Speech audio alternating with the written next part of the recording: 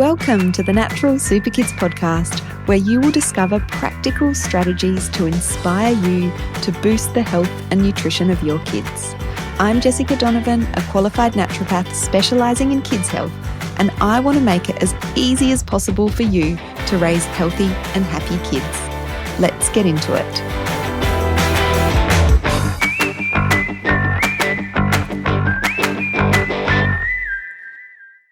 Hello, welcome back to the podcast. It's great to have you listening in today.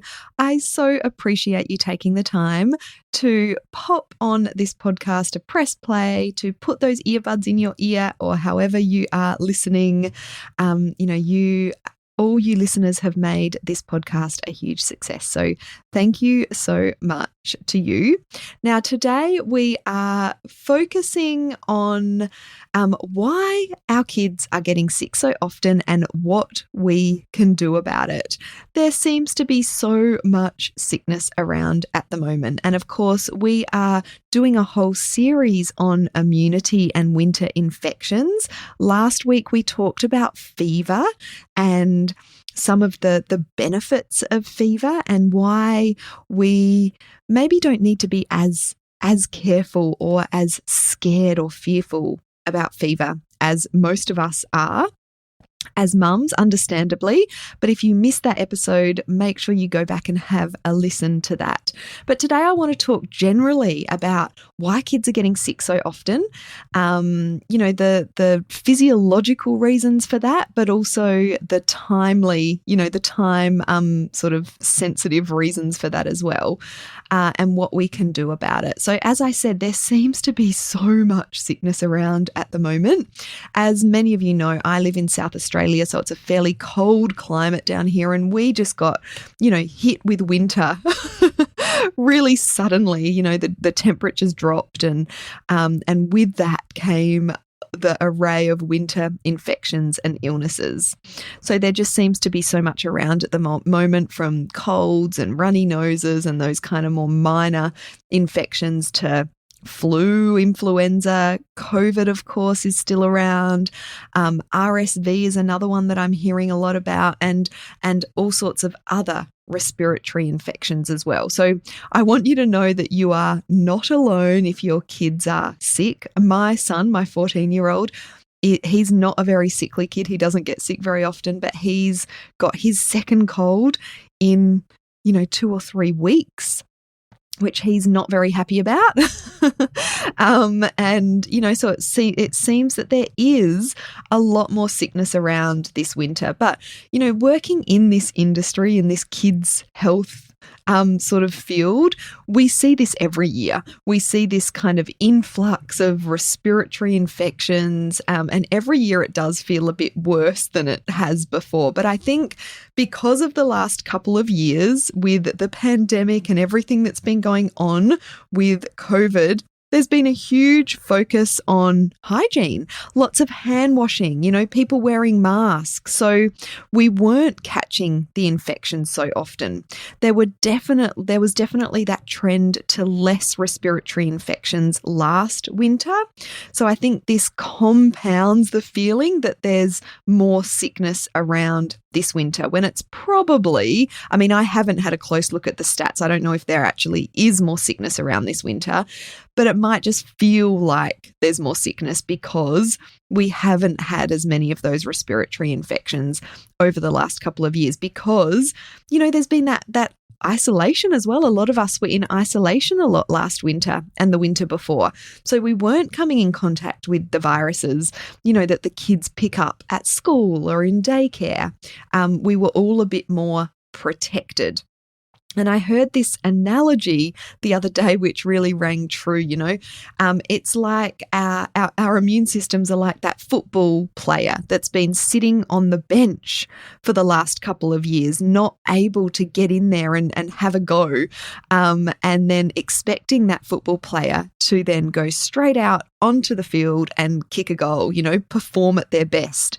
And that's kind of, what's happening with our immune systems. They haven't had to do a lot over the last couple of years, except if we did get COVID, of course, but there was less of that exposure to more of those mild sort of winter infections. And so we need to rev up our immune systems and take extra care of our immune systems. And of course, naturopathy and natural medicines and some of the things we're going to be talking about today are great for that. They are tools that we can use to prevent illness in our children and us as well as adults, and also to treat illness in our families if and when we do get sick.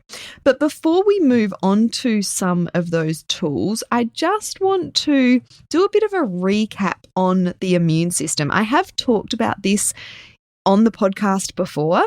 We went into this in quite a bit of detail in a previous podcast episode, which I'll make sure I link in the show notes, which was understanding your child's immune system. But just a bit of a recap, the immune system is very complex. It's one of the most complex and sophisticated systems of our body. And unlike other bodily systems, there's no one place that the immune system lives. Like, the immune system is made up of various organs and cells and chemicals that circulate around our body, and they fight pathogens or disease-causing germs. And this prevents damage to our cells and allows us to survive and thrive. Really, that's what the immune system is all about. But when it comes to our kids and why our kids get sick more often than we do, or, for some kids it feels like this constant cycle of sickness, it is really important to understand that this is somewhat normal because physiologically their immune systems haven't matured as much as ours have as adults. So to give you a little bit of a recap, there are two main branches to this very complex immune system. We have the innate immune system and we have the adaptive immune system. So the innate immune system is the basic and general form of immunity. It's one of our first line defenses against a virus or a germ, and the cells of this immune system attack anything that's unfamiliar in the body. So kids rely mostly on their innate immune system because their other branch, which I'll talk about in a moment, their adaptive immune system, is still immature. It's still developing. And that's why I talk so much about, supporting our kids' healthy immune development is really important in those early years or throughout childhood altogether. So much of this innate, basic, general form of immunity is inherited. So we pass it on to our babies, and it does strengthen as our children get older, which is why our very young children and babies are more vulnerable than our older kids, because this innate part of their immune system does strengthen and develop. But more so, the adaptive immune system is where most of that development happens. So the adaptive immune system, it's also known as acquired immunity, and the cells of this branch are like the secondary responders.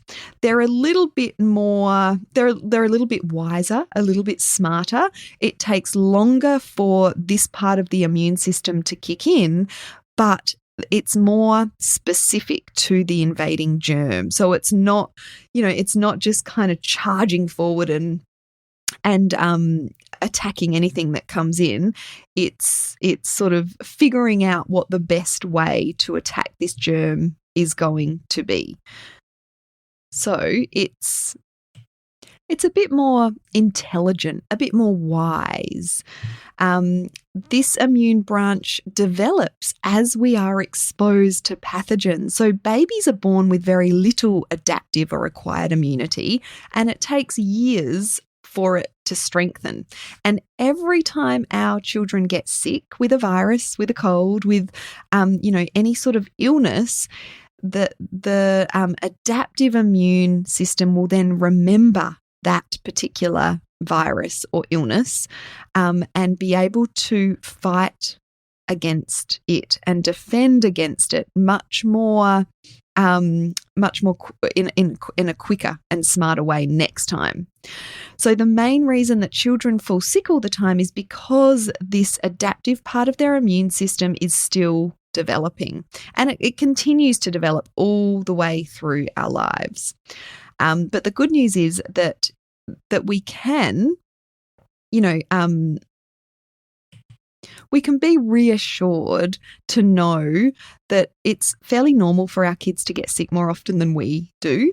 And that every time they do get sick, they're building that adaptive immunity so that their immune system will be able to respond more efficiently next time.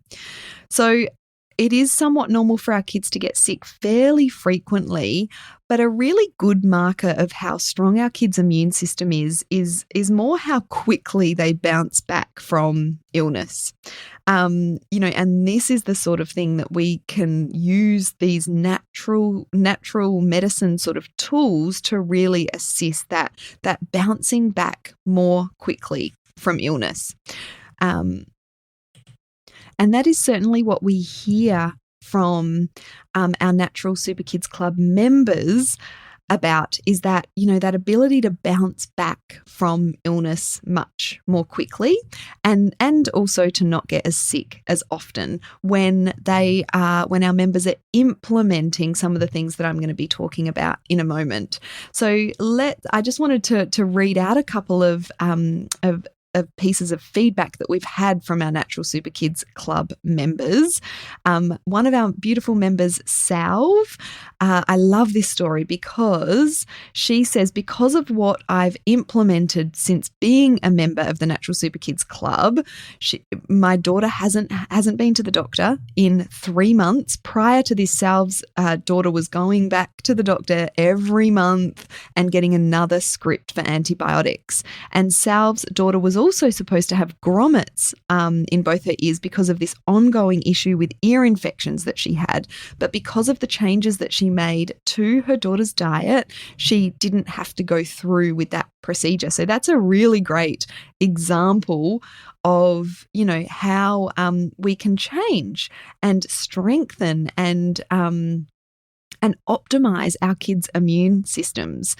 Another one was a member of the Natural Super Kids Klub named Tarlene, and she said that her son barely gets sick, he has healthier stools and has less eczema on his face. So my son barely gets sick, and when he does, he recovers within a few days, as well as having those other positive effects like the healthier stools and less eczema on his face, which are both really good signs that inflammation levels are in check in the body, and that leads to a healthier system as well.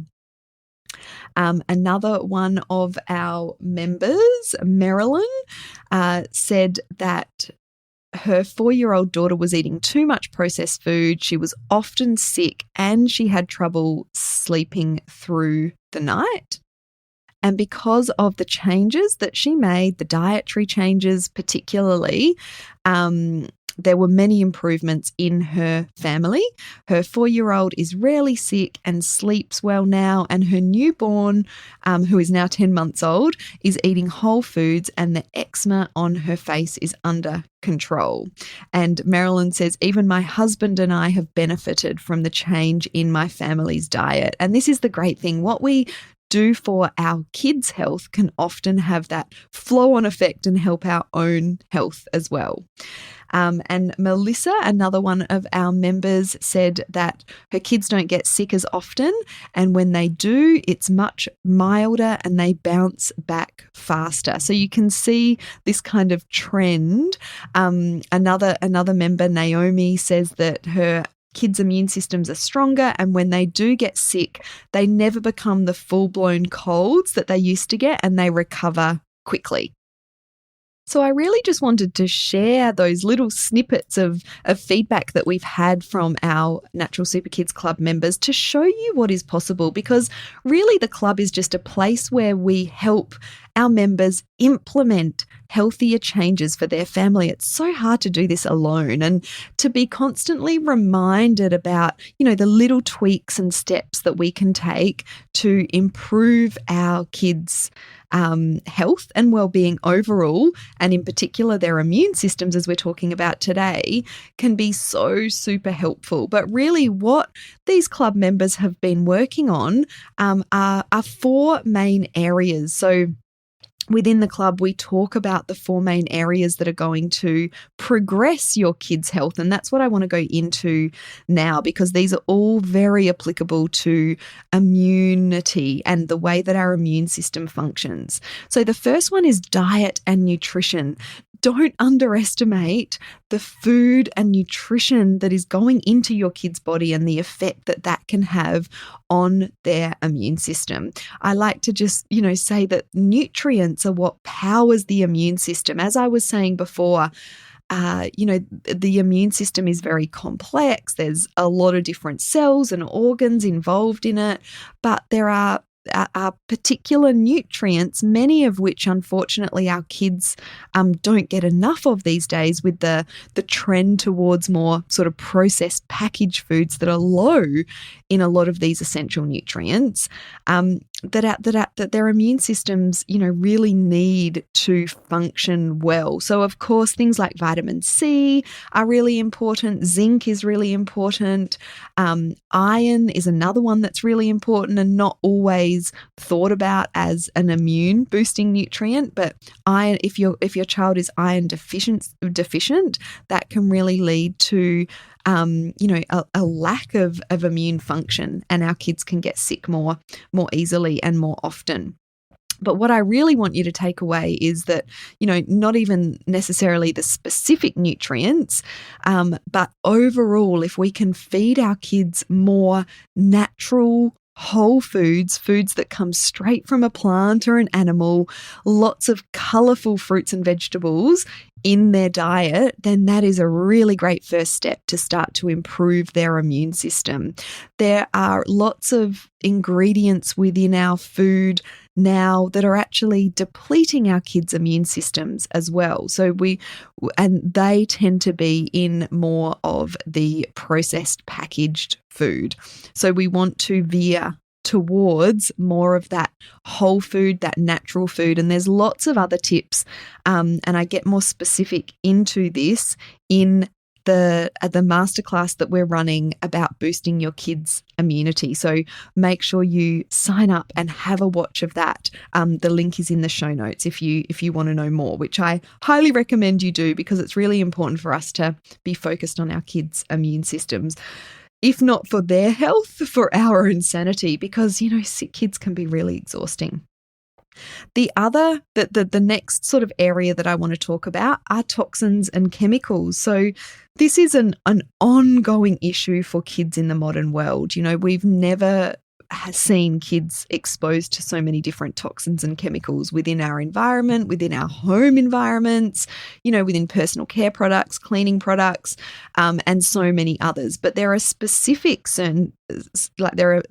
toxins and chemicals that do impact our kids' immune systems. And one of the things I want to talk about here is, our obsession with hygiene and keeping things clean and using, harsh chemicals to sanitize and keep everything hygienic. Yes, those chemicals can have their place, but if we're overusing those, our kids are missing out on exposure to a variety of microbes. And we know that this is really important for healthy immune development. Again, in the masterclass, I do talk about some of the specific chemicals that we are using, or many people are using within their homes, that are having a direct impact on the immune system. But overall, we want to really try and implement that lower tox lifestyle within our homes to reduce our kids' exposure to some of these chemicals and move away from that obsession with everything being sanitized and sparkling clean, because this can be having a detrimental effect on our kids' immune systems, as I said. The third pillar I want to talk about is a healthy lifestyle. We don't want to underestimate what things like getting adequate sleep, managing stress levels, getting outside, moving away from that sort of that focus on an indoor lifestyle, which is so easy for our kids to fall into these days because there's so many things for them to do indoors, technology, that it does naturally lead to them being outside less. And being outside, even in the winter, is so good for their immune systems. But things like getting adequate sleep, making sure you're managing stress, or helping your child manage stress, are huge factors when it comes to their immune systems. Lack of sleep and high stress levels are not a good thing when it comes to our immune systems and our immune function. So we want to make sure that these things are being addressed. But particularly, one thing that you can do is get your kids to spend more time outside in the winter, and that will be one of the best things that you can do for their immune systems, for their vitamin D levels from that sun exposure, and for that natural kind of exposure to different microbes that they get outside, which is important for healthy immune development. And the fourth pillar and final pillar is utilizing natural medicines. Of course, as a naturopath, I am super passionate about this because there are just so many tools that we can use to optimize our kids' immune function and to treat and support their bodies if and when they get sick. So utilizing nutritional medicine and herbal medicine and homeopathy, and there's so many other modalities that really support our kids' immune systems and their overall systems to fight infections themselves, as opposed to, some medications which can be helpful at times, things like antibiotics, and needed at times, but they just go in and kind of do the work for our kids' bodies. They just kill the bacteria, and as I said, that is sometimes necessary.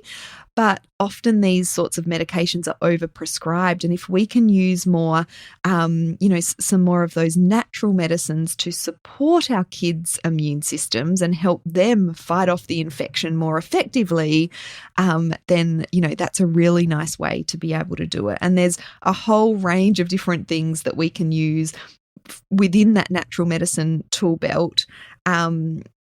And I go into much more detail about some of the specifics that we can use in the Immune Masterclass as well. So I really just wanted to give you an overview today as to why you might be feeling like your kids are sick so often this winter, how our kids' immune systems work, and why it's sort of somewhat normal for them to be, sick fairly often, but we want to be making sure that they're bouncing back from sickness quickly, and some of those natural medicine tools, those 4 pillars that we can start to make changes in to optimize the function of our kids' immunity. I hope you enjoyed this episode, and I look forward to bringing you some more topics on immunity in the coming weeks. So stay tuned. Thanks so much.